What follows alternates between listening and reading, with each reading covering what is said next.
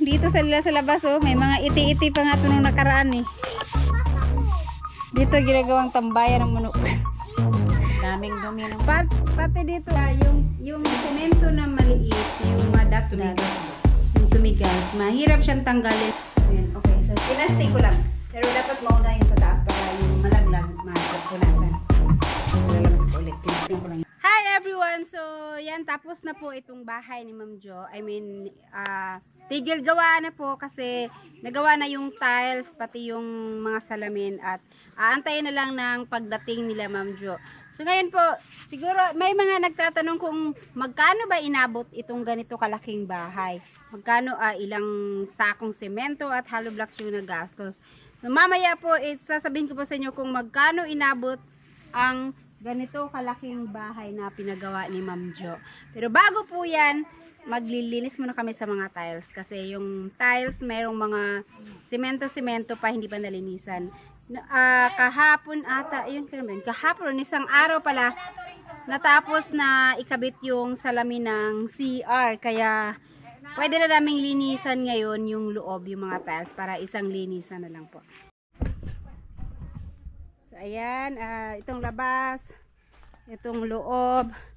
Siyempre, nagpatulong kami kay Mercy. Ayan, dito, lilinisan namin itong tiles. Pupunasan ng suka. So, yung suka daw ay magandang pangtagal ng stain ng semento. So, ayan, maglilinis kami ngayon. Gamitan namin ng suka. Asan ba yung suka? Ayan, 1 galon yung binili kong suka para siguradong malinisan ng maigi. Pero hindi ko alam kung mauubos yan. Ang laki ng suka. Okay. Ito yung kinabit na na salamin. So, yan, nakabit na po lahat. So, itong wall, ayun, yun nga yung kailangan linisan. Kaya nagpatulong ako kay Mercy kasi hindi namin abot sa taas. Yung ito mga stain ng semento ang lalagyan ng suka. Okay daw ang suka na pang tanggal ng stain. So, ayan, operation linis kami ngayon dito sa loob. Si mother, may dalang pamunas. Naama ko yung foam. Dala ko na yung foam, yung gagamitin natin yung foam. Yung sa bago, kunin ko lang. may sudlanan, kuha ng tayo. Ayan, so yan na po. Susubukan na namin ng suka. Punasan lang ito ng suka. Baka may lagayan. Dito ilagay. Ibang kukakuhan. Pa natin, kaya may natira. Suka din Iluto natin. Oo. Paano gawin yan? Ganyan daw ang maglagay ng suka. Suka, maglinis, magtanggal ng mansya niya. Mabilis lang daw yan pag mabilis matanggal. Excuse me for being tabi. Ano to? Tunga ko na tanong kan. Duha man ang kana. Dito sa tubig, dito pwede. Nabasa man yung isa. Puno na siya kayo. Marama. Dila. So ganito. Madaling matanggal yung stain niya. Kanang baga kay nga stain.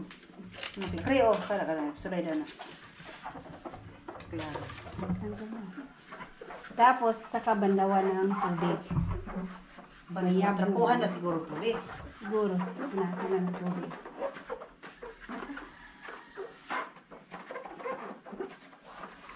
Nangangamoy Amoy suka. suka. Dapat siguro na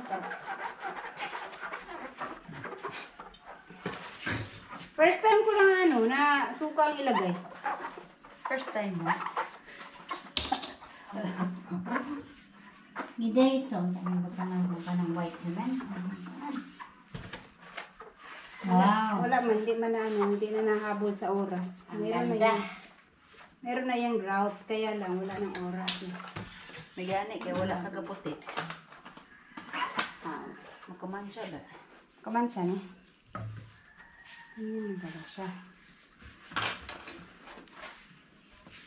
Trapuhan siguro dito. Tapos, punasan ng tubig. Yung may tubig. Ay. Kumintap, parang kumintap. Pwede naman yun. Ano ba? Siguro ito tayo. Sama daw, tubig. Mas marami yung ano, mas marami yung dito subukan ko yung dito. Mas marami to, mas marami ang ano dito, itong ganito. Subukan ko yung yan ba oh? Sige, subukan ko lang. Kung ano ba talaga, madali lang ba talaga yan matanggal? Yung puti-puti na ano ba? Ay, di ba kasi pag yung mga nagtrabaho sa construction, dumadaan sa bahay, nanghihingi ng ano, suka or di kaya yung bahal. Kasi pinupunas nila sa kanilang mga katawan. Kasi daw ano, para mawala yung puti-puti.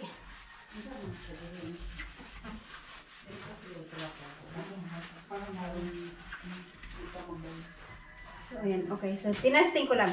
Pero dapat mauna yung sa taas para yung malaglag, matrapunasan. Dito lalabas ako ulit. Tinasting ko lang yan.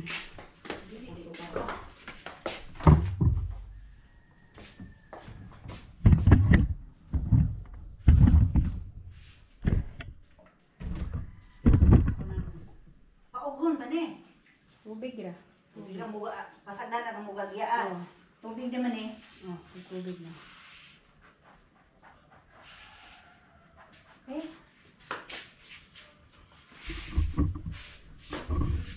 Dito, itong dito sa sahig.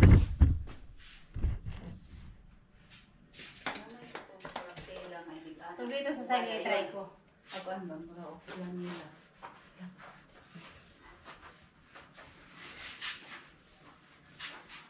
Didik ka ako. Tubig naman yan. No? Katong sa home. Ikaw na lang ano eh. Tubig. Ha? Ano? Ako lang siguro tubig. Oh, sige. Kaya to siya ang kamot. Ikaw lang tubig, ma. Ah, Tubig Maghawid at si- apoy.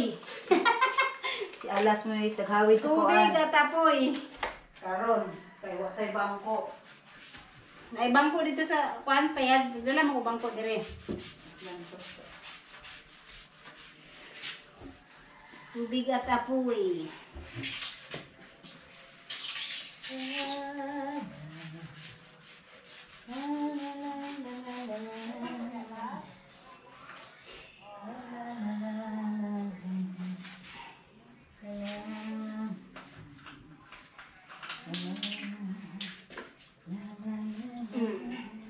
Magbubutang nga na, gamay ko nga ng plato. Kaya naman eh. Gamay naman tayo. Lalo ko pwede na. No? Kailangan ko anong ba, no? Times na ito, ha? Kanini ako sa kan. Ano nga siya, para kumintar daw, ganyan ang lagay. Kumintar pala. Tsaka matanggal yung mga stain.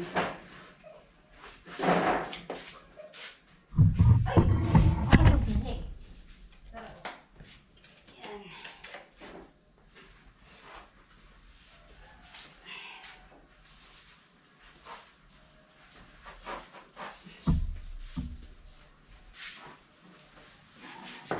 Suka na na eh. Suka. Iyon na ni mo sila lalong ta. Papunta ako dyan sa ilalim. No worries.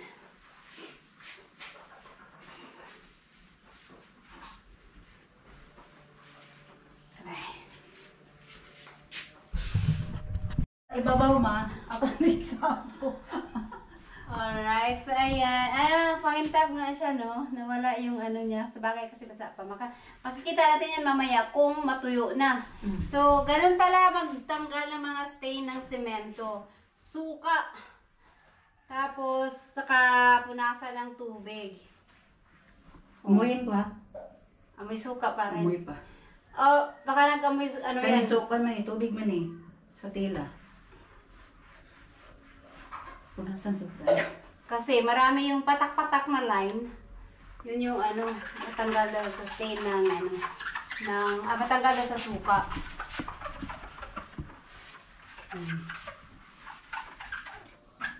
Yan, madali lang daw yan tanggalin. Pag inatag suka mo. Suka! Kaya may kinilaw dere! Ay, bulinaw! Oh, ayan o. Diba? Ligang man. Ayan, open. Naraman din ang hangin oh. Nagpunta po ko sa igang. Kagaya dito, ano siya. Marami pa siyang mga stain. Ito, na si Lola to. Suka. At dito sa kabila, oh. Dahil siyang stain. Titignan natin yan mamaya. Pag natuyo na pati yung tubig na pinunas, kung talagang mawala yung stain niya. Basin ko nagsuka.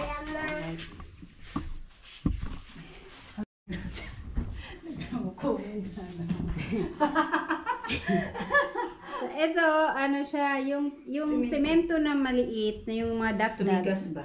Yung tumigas. Mahirap siyang tanggalin pag suka. Siguro, lacquer thinner ang gagamitin Ang dito. katulad nito, oh.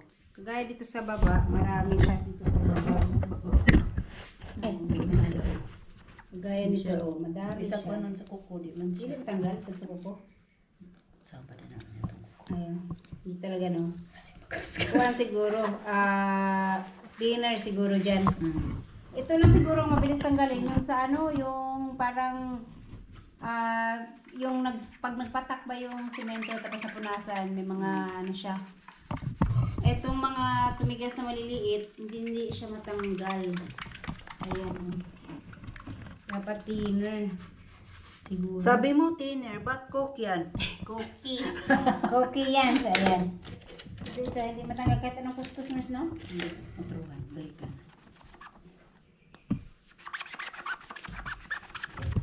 Mahirap siyang tanggalin. Siguro sa thinner, mabilis na yung tanggalin. Hala, ito pala, oh. Napataka ng sealant. Try. Siguro sa sealant, ano yan? Suka niya. Suka. Ano siguro yan? Hindi yan matanggal sa sukan. Sealant man. Kuko. So may ano, thinner. Tanggal. Ano bang patanggal ng sealant? Thinner siguro. May mga nadikitan na tayo sa sealant. Pagkabit ko ng ng salamin. Ayan pa, oh. Meron pa. Sa loob, meron pa, oh. Ayan.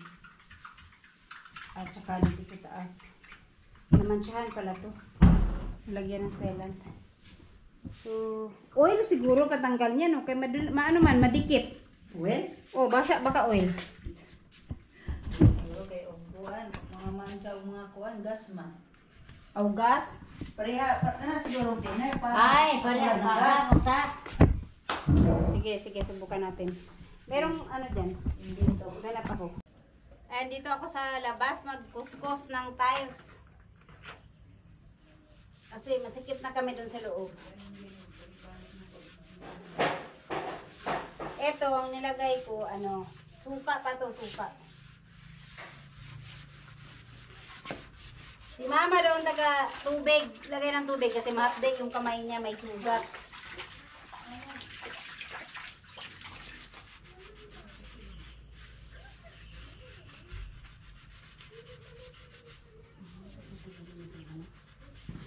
Mahirap tanggalin yung dumikit na semento.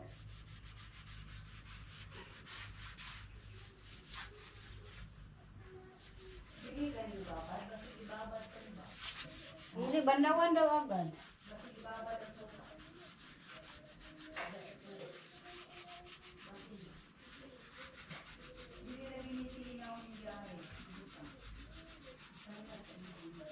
Yung iba kasi, dikit na dikit.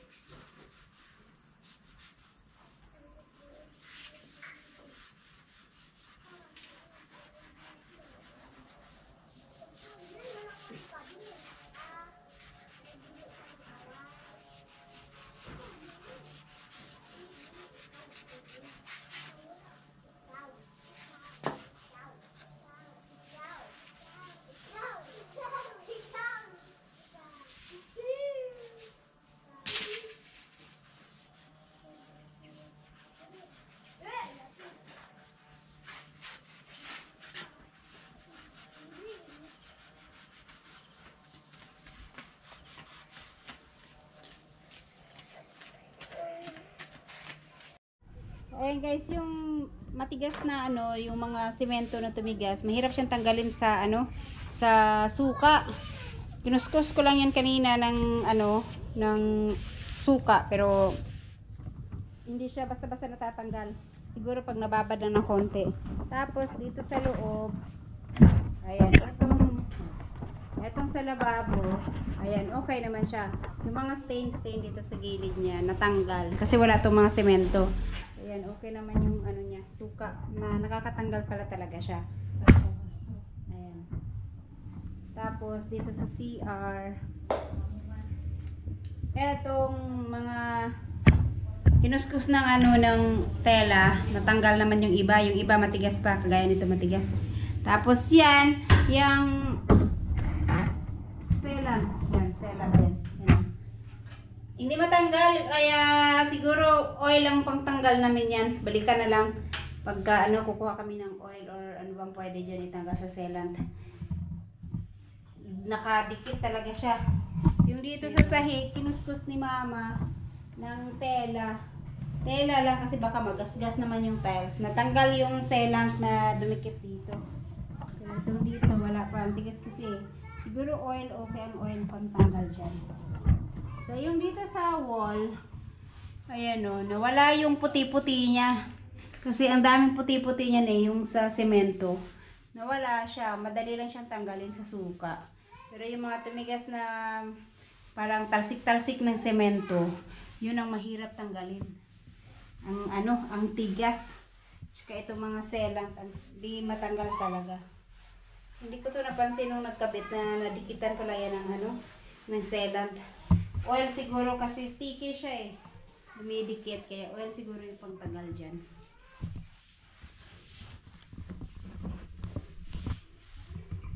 Itong dito, tubig na ang dito. Tubig na yung pinahid kasi nalagyan na to ng suka kanina.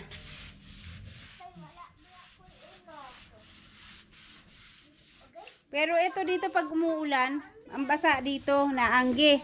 Lalo na dito rin Mahangin kasi dito, dyan naaanggihan to. Basa talaga siya. Ang dapat ibutan dito, katong plastic naman ko. Pero okay lang yan kasi yan malinis na tignan ma. Kahit na marami siyang marami siyang tigas.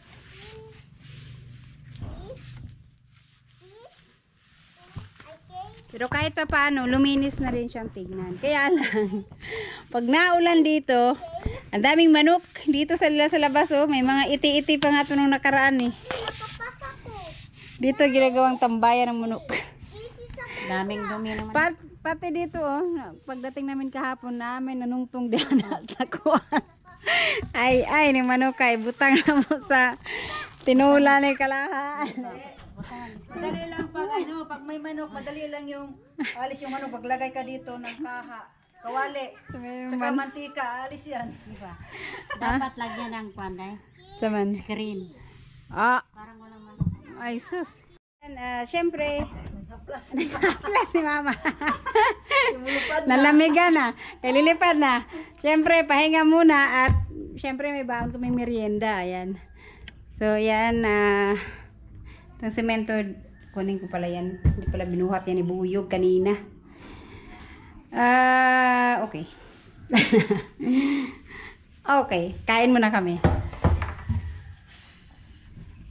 Hoy! Mga chikititong. Kanay basura dire. Saka ko na to itapon. Pag magsilab ako dun sa kabila. Ang liit lang para sabay na masilaban.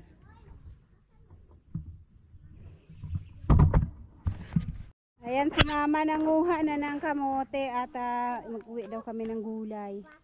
Yung upo iuwi na rin. Albos ng kamote. Pwede pa yan. Alright, so ayan guys, ito yung kabuuan ng bahay na kabuuang gastos ng bahay ni Ma'am Jo. Hanggang sa ngayon lang. So meron pa mga hindi tapos dito pero na to, mag-aantay na kay Ma'am Jo pagdating. So yan, ikot lang ako dito sa likod. Dito, ayan may salamin na siya.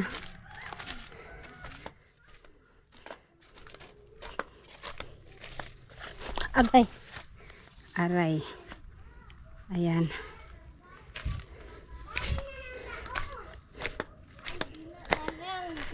At yan. So yung mga dito sa gilid, hindi pa yan natapos. Yan, hindi. Nakabitan na lahat ng tiles. Sayang po guys, ang total na hollow blocks na nagamit dito is 900, ay hindi pala 910. Kasi may natirang 20, binigay niya sa akin. So, 910 lahat yung in-order niya, pero may natirang 20 ginamit ko. Tapos, ang semento nito is 128 sacks. Dami. Sobrang dami semento. Ganito pala, no? Ang liit na bahay, pero ang daming semento na nagamit. 128 na sako. Hanggang sa nag-tiles. Kasi yung tiles, ano yan, semento lang yung ginamit, hindi adhesive. So yan lahat. Tapos ang total na pinadala na pera ni Ma'am Jo sa akin, total lahat na naipadala niyang pera is 195,500. So na-shock ako nung kinwenta ko yung perang pinadala ni Ma'am Jo. Ang laki pala ng nagastos ng bahay na to. Kaliit-liit, pero ganun siya kalaki. 195,500. Tapos, may natira na lang na 3,000 mahigit na cash na nasa akin. So, bali, ang total na cash out nito is 191,700. Ayan, so ganun po ay nabot ng bahay na to. Lahat na po yan. Kasama na yung paglagay ng tiles, paglagay ng mga salamin. Lahat-lahat po itong, hanggang sa ganitong itsura ng bahay is 191,739 pesos. Pero yung mga tiles po kasi hindi ako ang bumili. Itong tiles, yung lababo, galing po yan sa Maynila. Si Ma'am Jo mismo ang bumili. Kaya dun sa 191,000, hindi kasama yung tiles. Hindi kasama yung value ng tiles. Kasi si Ma'am Jo ang bumili nitong mga tiles. Tsaka ng lababo. So ayan po, pag nagpagawa tayo ng bahay, ganyan nakalaki. Ay, Diyos ko Lord. Ang laki ng kailangan pala. Akala ko abot lang to ng mga 100. 200 plus pala to kung ito total kasama yung tiles. Kasi itong tiles hindi, agay. Itong tiles hindi kasama eh. So yun po muna ang update natin sa bahay ni Ma'am Jo.